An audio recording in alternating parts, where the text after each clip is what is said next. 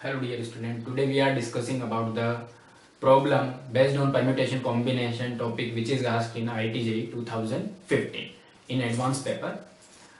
This particular problem is asked in integer type part into year 2015. Now the question में जो आपको find out करना है वो information. It is given that let n be the number of ways in which 5 boys and 5 girls can stand in a queue in such a way that all the girls stand consecutively in the queue.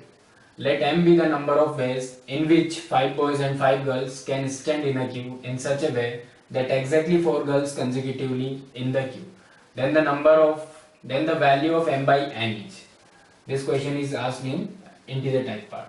तो यहाँ पर जो आपको एक तो जो आपने information दी है और जो आपको फाइंड आउट करना है उसको हम देखते हैं हमें क्या इंफॉर्मेशन दी है। यहाँ पर हमें इंफॉर्मेशन जो अवेलेबल है कि 5 boys and 5 girls, 5 boys and 5 girls उन्हें आपने क्योंकि एलोंग स्टैंड करना है such that 5 girls are consecutive, मतलब यहाँ पर 5 गर्ल्स मस्ट बी टुगेदर. तो here we will use string method in first part. तो m is given as m equals to all the 5 girls must be consecutive or together and these are remaining 5 boys. So when we use string method then this part must be considered as an individual unit. So here total 6 individual units, 1 unit, 2 unit, 3rd unit, 4th unit, 5th unit, 6th unit. So number of ways of arrangement here 6 factorial into and internal arrangement of this unit will be happen here. यहाँ पर ये जो G1, G2, G3, G4, 5 है इनमें internal arrangement भी होगा and number of ways of internal arrangement will be 5 factorial. So here it is given that m equals to 6 factorial into 5 factorial. Now according to next information n is equals to, अब यहाँ पर n जो दिया है आपको वो क्या दिया है बच्चों कि इसमें आपको एग्जैक्टली 4 गर्ल्स को साथ साथ बिठाना है, कंसेक्यूटिव करना है, उन्हें साथ साथ बिठाना है. तो जो हम इसमें एरर करते हैं बच्चों, ये एरर जो जनरल एरर है वो ये एरर है कि हमने 4 गर्ल्स को सेलेक्ट करके उनको इस तरीके से सिंगल यूनिट कंसीडर कर लिया और जो रिमेनिंग है G5 बॉयज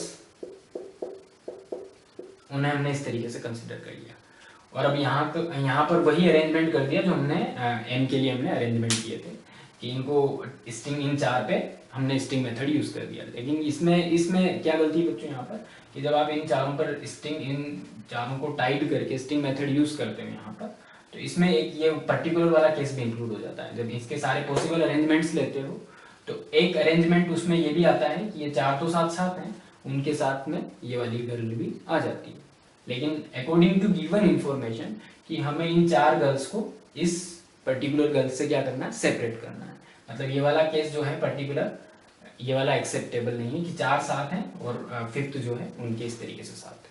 मतलब ये 4 साथ हैं तो ये जी या तो यहाँ पर आ सकता है या यहाँ पर आ सकती है, यहाँ पर आ सकती है, यहाँ पर आ सकती है, यहाँ पर आ सकती है. इट मीन्स ये 4 गर्ल्स और ये एक पर्टिकुलर गर्ल दोनों के बीच में हमने यहाँ पे क्या करना है बच्चों, यहाँ पे गैप मेथड यूज करना है, सेपरेट करना है इनको कि जो 4 का यहाँ पर ग्रुप है, 4 गर्ल्स का जो ग्रुप है आफ्टर सेलेक्टिंग और जो एक जो गर्ल है उनके बीच में आपने कोई ना कोई गैप देना जरूरी है यहाँ पर.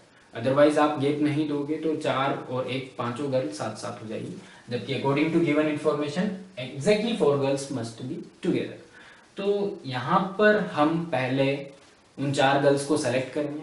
उन 4 गर्ल्स को सेलेक्ट करने के बाद में उन चारों गर्ल्स के ग्रुप को एक इंडिविजुअल यूनिट कंसीडर करेंगे. Then we will apply here gap method. तो यहाँ पर इन सेकंड पार्ट जो सेकंड पार्ट है यहाँ पर उस सेकंड पार्ट में n में सबसे पहले हमने क्या करना है बच्चों, यहाँ पर पहले हम 5 में से 4 गर्ल्स को सेलेक्ट करेंगे और उसके बाद में मान लीजिए 4 गर्ल्स सेलेक्ट हो गई और ये एक सिंगल गर्ल है और अब हमारे पास में कितने बॉयज बच रहे हैं बच्चों, यहाँ पे 5 बॉयज। तो 5 बॉयज को पहले हम, क्योंकि जब हम यहाँ पर गैप मेथड यूज करने वाले हैं तो पहले बच्चों हम यहाँ पर 5 बॉयज को अरेंज करेंगे। 5 बॉयज को अरेंज करने का तरीका जो होगा वो होगा बच्चों यहाँ पे internal arrangement of, here arrangement of 5 boys is equals to 5 factorial. Now अब हम इन 4 गर्ल्स पे मान लीजिए जो सेलेक्ट हुई थी 5C4 में, जो सेलेक्ट हुई थी वो है आपके पास में ये, और एक 5th गर्ल ये वाली है। तो आपने इनको सेपरेट करना है। तो इनको सेपरेट करने के लिए हम गैप मेथड यूज कर रहे हैं। तो इनके लिए जो अवेलेबल स्पेसेस है इधर दिस और दिस और दिस और दिस और दिस और दिस। तो यहाँ पर जो गैप्स हमारे पास में अवेलेबल है 1 2 3 4 5 6 गैप्स हैं, और 6 गैप्स में आपको इन दोनों यूनिट्स को अरेंज करना है।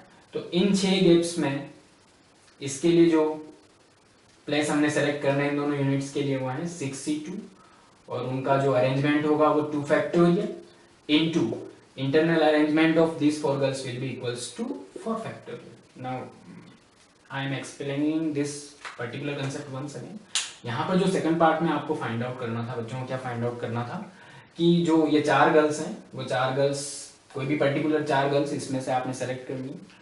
4 गर्ल्स, हालांकि पर्टिकुलर हमें दिया नहीं है, यहाँ पर 4 गर्ल्स को आपने साथ साथ करना है। तो पहले मैंने 5 में से 4 गर्ल्स को साथ साथ किया, सेलेक्ट किया 5C4।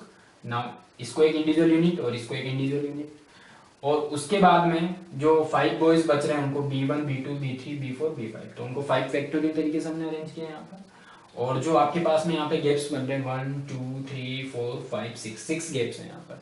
तो उन 6 गैप में से इन दोनों यूनिट्स को आपने अरेंज करना है। तो उसको अरेंज करने का तरीका, पहले 2 गैप सेलेक्ट किया 6C2 इंटू 2 फैक्टोरियल तरीके से अरेंज किया, इंटू इन जो 4 गर्ल्स जो आपने सेलेक्ट की थी उनका इंटरनल अरेंजमेंट कितना हो जाएगा बच्चों यहाँ पे 4 फैक्टोरियल।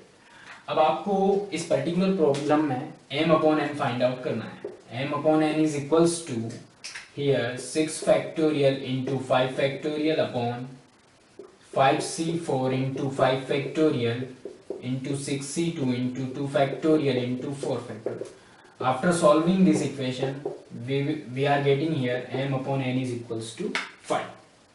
आई होप कि आपको ये प्रॉब्लम समझ में आई होगी। इस टाइप की मोर प्रॉब्लम्स के लिए आप, अगर ये प्रॉब्लम आपको, इस टाइप की मोर प्रॉब्लम्स इन फ्यूचर अगर आप चाहते हैं तो आप इस पर्टिकुलर चैनल को लाइक कीजिए, सब्सक्राइब कीजिए, ताकि हम अपनी सर्विसेज ज़्यादा से ज़्यादा और अच्छी से अच्छी आप लोगों को प्रोवाइड कर सकें। थैंक्स।